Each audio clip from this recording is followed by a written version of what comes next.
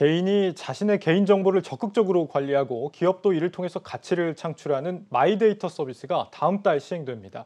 서비스가 시행되면 우리 삶도 크게 바뀐다고 하는데 정치경제부 배성재 기자와 알아보겠습니다. 배 기자, 이 네. 마이데이터 사업 지금까지와는 어떤 게 좀 달라진다는 겁니까? 먼저 마이데이터에 대해서 간략하게 소개를 드려야 할 것 같습니다. 글자 그대로 우리나라 말로 하면 내 데이터잖아요. 예. 한마디로 정리를 하면 내 데이터를 내가 관리한다. 이렇게 이해를 하시면 되겠습니다. 그동안은 이제 제 이동 정보나 아니면은 건강 정보까지 정부 또는 페이스북이나 네이버 같은 어떤 큰 기업들이 일방적으로 소유를 하고 있었다면 이 정보가 이제 개인에게 돌아온다라고 볼 수 있겠습니다. 다음 달부터는 이 정보를 스스로 내가 직접 확인해서 마이데이터 사업자에게 넘기면 맞춤 상품이나 서비스를 추천을 받을 수가 있습니다. 이렇게 네. 대규모로 금융 관련 데이터 사업을 하는 것은 세계 최초입니다. 그냥 개인정보가 아니라 금융 관련 개인정보를 말하는 건가 보네요. 그렇습니다. 네. 네. 그러면 다음 달에 우리가 실제로 쓸 수 있을 걸로 눈에 잡히는, 실제 눈에 좀 잡힐 만한 그런 서비스 어떤 게 좀 예상이 됩니까? 이해를 쉽게 하시기 위해서 이제 9월에 이 마이데이터 사업 아이디어 공모전이 있었습니다. 이때 네. 수상작을 보시면 이해가 쉬우실 것 같은데요. 대상을 받은 아이디어가 의료와 금융 개인 데이터를 결합한 맞춤형 구강 관리 서비스입니다. 그러니까 치과와 관련된 서비스라고 할 수 있겠죠. 예. 그러니까 치아 진료 정보와 금융 결제 내역을 결합해서 앞으로 예상되는 치료비 아니면 진료비, 심지어는 이 진료를 잘하는 병원까지 추천을 해주는 서비스입니다.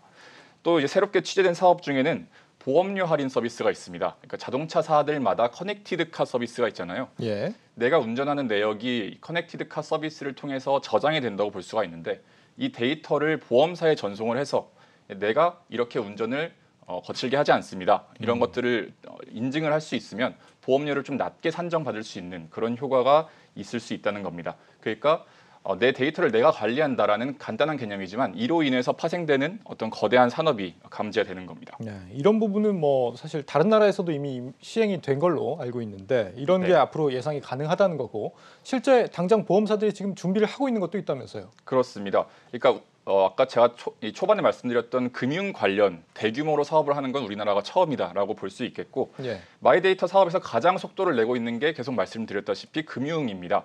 그래서 지난해 신용정보법을 개정한 다음에 은행과 카드사 그리고 금투사, 핀테크 기업까지 약 40곳 정도가 마이데이터 사업을 준비 중에 있습니다.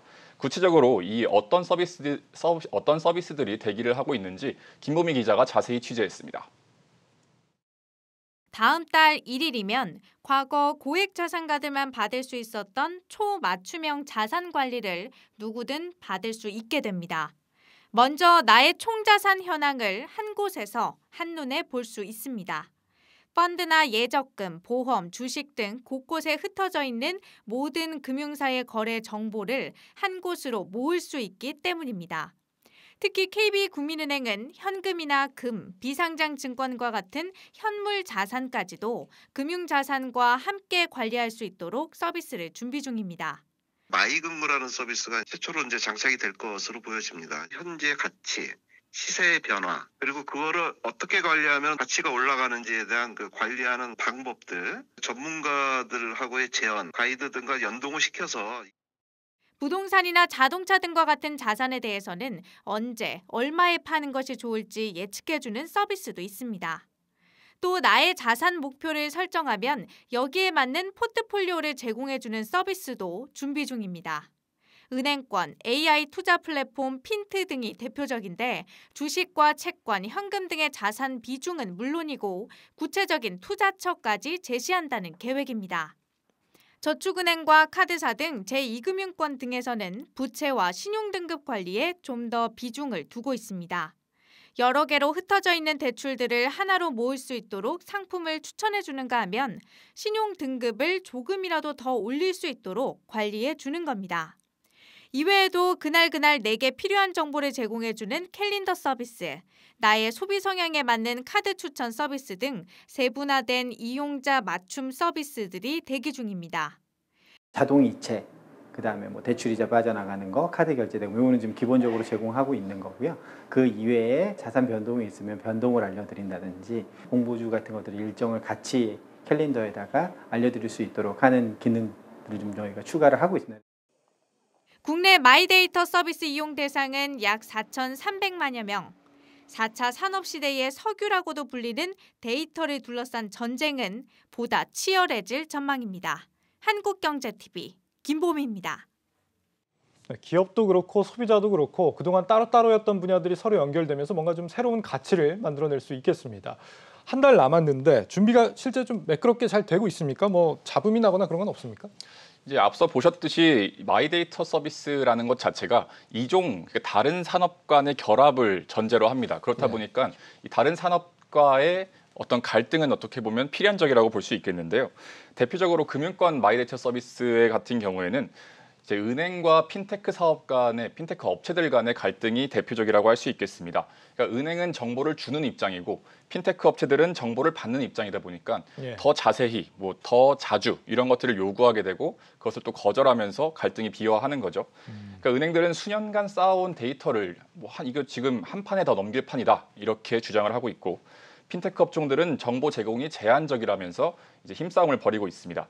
더 큰 문제는 이 어떤 정보를 정확하게 제시할 것이냐 이것을 사실 저교 정보라고 하는데 좀 어려운 단어라서 뺐습니다만 이 지금 저교 정보에 대한 문제가 이렇게 계속 비화가 되고 있는 건데 이것에 대해서 저교 정보를 어떻게 적시할 것이냐에 대해서 정부도 구체적인 가이드라인을 지금 발표하지 않고 있는 상황입니다. 그렇기 때문에 앞으로 더 문제가 될 소지가 있습니다. 저교 정보라는 게 왜 중요한 건데요?